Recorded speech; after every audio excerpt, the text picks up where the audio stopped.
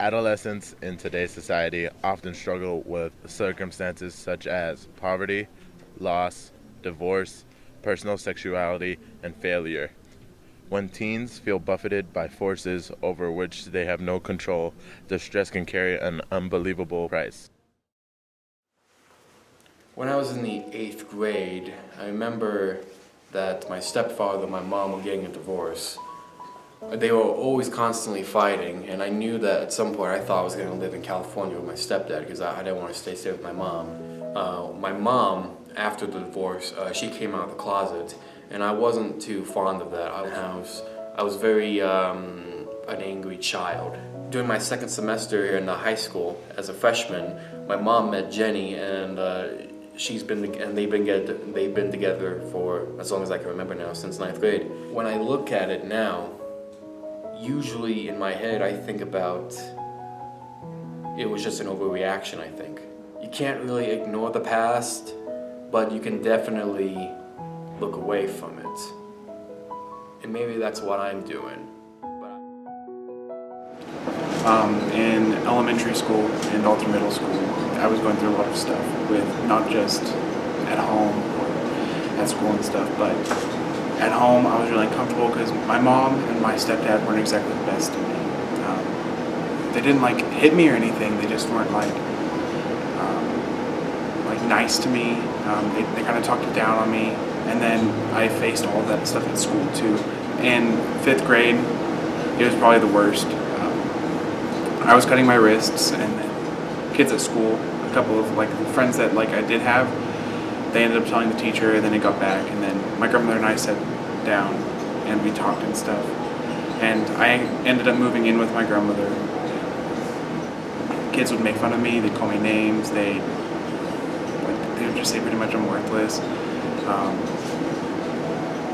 It just wasn't a good time. I was never really comfortable with anybody, and that went all the way up until almost through freshman year of high school. Whatever I did, no matter how hard I tried, no matter the people that I came in contact with, even my mom and dad, I didn't feel like I was good enough to be living. Since teens seem hesitant sometimes to talk to their parents about things, help for them is sometimes slow to arrive. Teens in danger of harming themselves is caused by a number of factors, and the pressure does not discriminate. It can affect anyone. Anxiety, worry, sadness, and other pressures have been proven to have a direct impact on the mental health of young people.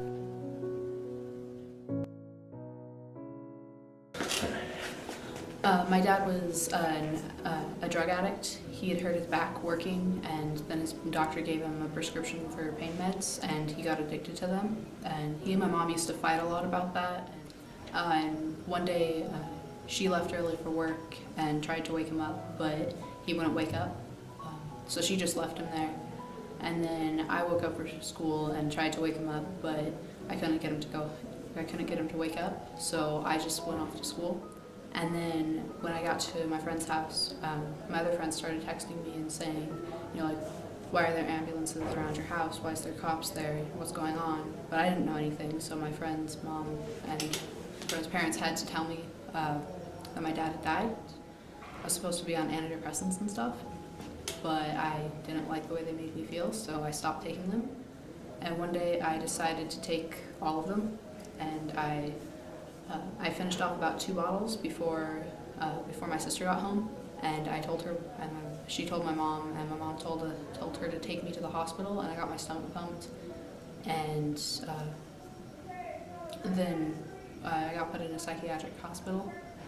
And after a couple days, I called my mom and said that I didn't want to be there anymore, and she said she made a deal with me that if I started going to therapy and if I started taking my antidepressants how I was supposed to, then she would take me out, and I agreed.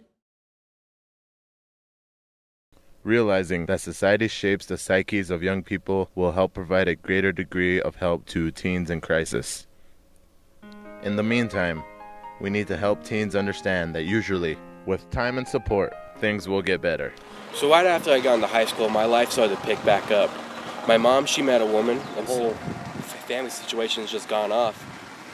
we pretty much just been one happy family. Me, my sister, and my 2 moms now.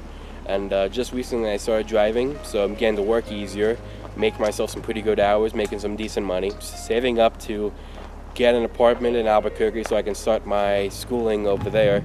And about a couple months, I'm about to graduate. Yeah, I'm pretty excited to leave the high school and go on a new future. So I see a lot of bright things happening my way. It got better when my family and friends and my boyfriend started talking to me. I remember my boyfriend saying, I remember him telling me that I couldn't use it as a crutch anymore, that I couldn't use it as an excuse to not do anything. I still miss my dad and all, but I'm getting to a point where I realize that I have to move on with my life and I can't just sit around doing nothing, because he wouldn't want that either. As I've gone through high school, I've made a lot of friends, and I've grown a lot as a musician, and it's helped me be a lot more comfortable with myself and get through a lot of the issues I was having earlier in life. I'm an all-stater for 2 years. I've made Southwest International Honor Band for 4 years, and I was just awarded a full ride scholarship to Eastern New Mexico University in Portales. I just wanted to let you guys know that no matter what you're going through, it will get better.